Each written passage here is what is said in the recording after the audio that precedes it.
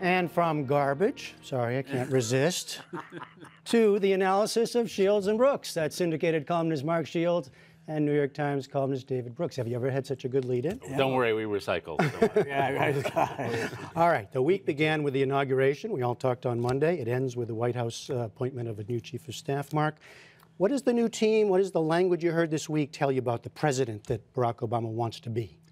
I think, like all re-elected presidents, he sees a mandate, an expanded vision of a mandate from the electoral victory, but he realizes his time is short, and I think he is not showing the same level of patience with the Congress that he showed in his first term, a certain impatience, a realization that probably this is his best year in all likelihood, if history's any guide.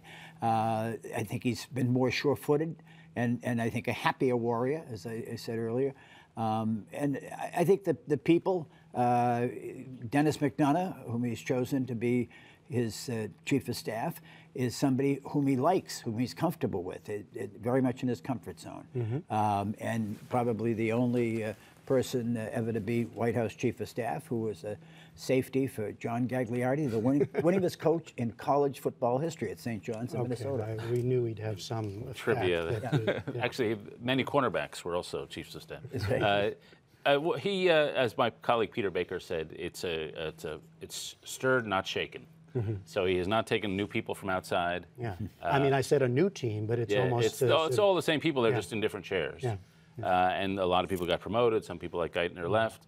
But he, we know Obama by now. He does not like to bring in flesh blood. He likes people who he can trust. He likes people like McDonough who would, throw themselves on a grenade for the guy. They are extremely loyal, extremely devoted, extremely trustworthy, and they're not going to leak.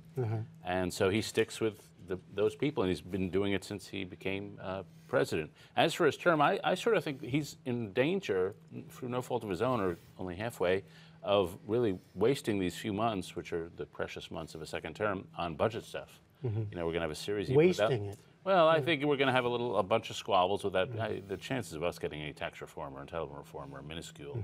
And so we'll probably find some mediocre fix for the reconciliation and the budget stuff. But we'll spend relatively little time on the big stuff. I think, judging still by the inauguration, he's thinking the long term. He's thinking the Republican Party is extraordinarily weak. I'm going to try to go around the country and try to build a new majority on pretty liberal terms. And it's not about passing legislation over the next 4 years. It's about really weakening the other side and building up my side. What do you think about? And speaking of the Republicans, here they are meeting. They're having their annual meeting in Charlotte, and we've talked about this too. Their weakness. You just mentioned it again. They're trying to figure out how their position going forward. Yeah, I do think that the president, at least implicitly and tacitly, recognizes mistakes that he made in the first term. I think that the emphasis, the reappointment of Richard Cordray and of Mary Jo White at the Securities and Exchange Commission is an acknowledgement that in 1989, when we had the savings and loan scandal in this country, 724 savings and loans went under. It cost the taxpayers $87 billion. 1,000 savings and loan executives went to jail. 1,000. And this TARP and the bailouts of the banks has left us with $800 billion, well over 700 to the taxpayers. And you could count on two hands the number of bankers who've. So I think there's a sense that he did not address this. His administration was not aggressive in the first term. He wants to be in the second term. As far as the Republicans are concerned, Jeff, they're simply going through the terrible stages that every defeated party does. And one side says we lost because we didn't stick enough to our principles, and the other side says we lost because we were too dogmatic and didn't reach out to the undecided. And so the first inclination is always to blame your own candidate. You blame Al Gore if you're a Democrat in 2000, or John Kerry in 2004. You blame John McCain. The Republicans want to blame Mitt Romney. That's fine, but Mitt Romney is more popular than the Republican Party. I mean, he got 47%. The Republicans, are dead in the water right now. So they're going through a difficult period, and they've got to try and figure out they can't talk to Latinos, the fastest growing group in the country. They're basically not conversational with younger voters. The Asians have left them in droves. You know, they're an aging white party in a country that is less white each year. You followed Bobby Jindal down there gave a speech last night. He said, we're fighting the wrong fight. And that's one side of what Mark's talking about. Yeah, the Jindal speech is actually interesting because I think it's a sign that a lot of Republicans, a lot of smart Republicans like Jindal understand the problem. But the Jindal speech is still, it's as if your conservatives have learned to speak a special language within themselves about government and about, you know, attacking the liberal media, all the normal code words. And so Jindal said some smart things in the abstract. We got to stop being a stupid party. We got to try to talk to outsiders. But he's still locked within the prism of those code words. And so does he tell a story about what it's like to be a waitress in Ohio or what it's like to be a struggling Hispanic worker in Texas? He doesn't talk that language. It's all about government. It's all about term limits. It's the old code words. So it's actually very hard to get outside the mental framework you've grown up in. And the party is still stuck in that framework, and I imagine it will be for months and maybe even years. It takes pain to force yourself. The key, I mean, it's not genius. If you want to win elections, you have to get people who didn't vote for you to vote for you. And so focusing it and listening to those people who didn't vote for you is a step, and Republicans still haven't taken that step. The people who are not already in your community, what are they saying? That's a step. Dave, just to pick up one thing David pointed, there is the whole inclination is, what's the gimmick? There must be some gimmick. Oh boy, it's social networking. It's micro-targeting. You know, it's changing the electoral college. Yeah, electoral. Yeah, it's got to be something we can do that way. I mean, that the other side's doing. I mean, it was radio with FDR. Republicans said, God, he's good on radio, and Democrats said, geez, Ronald Reagan's good on television. If we can get somebody as good on TV as he is, I mean, instead of that moment of introspection. Saying people found the other side, our opponents, to be more relevant, more real, and more plausible to our lives and their lives than they found us. And it's a terrible thing to live with rejection. But a losing party has to say what is it, and what you can't do is blame the voters. And I've heard echoes of that on the side. You know, the voters, that's the 47% of takers. You know, oh my God, no wonder we can't win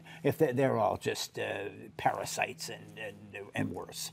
Can I flip us into foreign policy? Because also this week there was Hillary Clinton testifying finally on Benghazi, and then hearings for John Kerry. First on Benghazi and Hillary Clinton.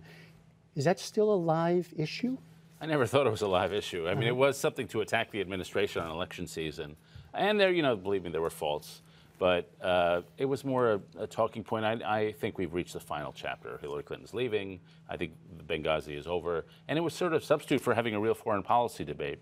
What struck me about foreign policy this week was John Kerry, in his own testimony, emphasizing the budget and how much the fiscal situation was, A, weakening American prestige because we look like a country that can't run ourselves, and B, is just weakening what we can do around the world because we just don't have the resources to do it. And so he very explicitly said that, which is something Admiral Mike Mullen had said when he was the chairman of the Joint Chiefs. He also brought up things like climate change, food security, a lot of the sort of non-military. And so I'm a little more skeptical that that's going to really dominate. A lot of people always say, well, non-military stuff will dominate our foreign policy. But when you have to face Iran this year, one way or the other, you're going to be back to pretty traditional power politics. What do you think? But we've chosen two people in John Kerry and Chuck Hagel at State and Defense, whose response is not an immediate resort to military intervention. I mean, both of them, I think, have records that's clearly established. As far as the Benghazi hearings, it was an embarrassment. It really was. I mean, I thought the Republicans on the Senate Foreign Relations Committee, especially Senator Johnson of Wisconsin and Senator Rand of Kentucky, Senator Rand Paul, excuse me, were just, they were lightweights. I mean, they were looking at me. We went through 9/11 in this country, and not once in any hearing thereafter did any member of this administration, the administration sitting in power then, be questioned by a member of Congress of the other party or their own party about, you know, what was going on, what were you hiding? You know, the presumption that you know that somehow you had some information and weren't sharing it. And I thought Hillary Clinton handled herself well. I thought she was a grown-up in a meeting of adolescence, quite frankly. She gave it back pretty tough at one point, Yeah. on several points. Yeah. If you're going to take Vienna, take Vienna. And if you can't take on Hillary Clinton, don't start. I think we did learn that. What do you think of her?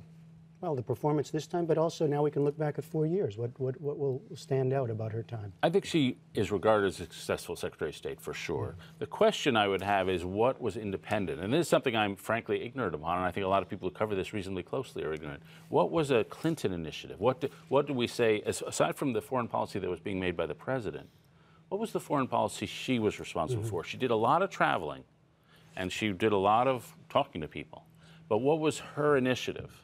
And I confess I have trouble. There was some emphasis on women, and there were some other things like that. But as far as a big shift in American foreign policy, where you can say, that was Hillary Clinton's idea, she pushed it through, she executed this policy, it's tough to distinguish anything she did individually from what the president wanted done. Do you have an answer to that? I don't. I mean, I think it's a legitimate question. I'm not sure what the great view of the world is. I mean, it's been one of putting out Iraq and Afghanistan and putting those behind us and ending 10 years of war. But beyond that, I mean, and dealing obviously on a day-to-day basis with all the problems that the world puts in front of you, and which they continue to do and will in the next 4 years as well, even more so. But I'm not sure that there was ever sort of a Kissinger overarching theory or strategy. At least it was. I was unaware of it. We're just in our last 30 seconds, but on this larger question of where now, this rebalancing toward domestic issues, perhaps there's some question of whether we're sort of disengaging. You know, some fears of disengaging. What do you think? Yeah, I think events will just change that. Like I said, Iran, the Middle East, they never let you down. Something will happen, and so I do not think we want to disengage. I think bipartisan, but I don't think we're going to get to. We want to, but we won't get to. I mean, and we haven't even mentioned China and its new leadership and all that Asia represents in you know, North Korea, South Korea, Japan. I mean, it is everywhere, even before we get to North Africa. All right. Mark Shields, David Brooks, thank you both very much.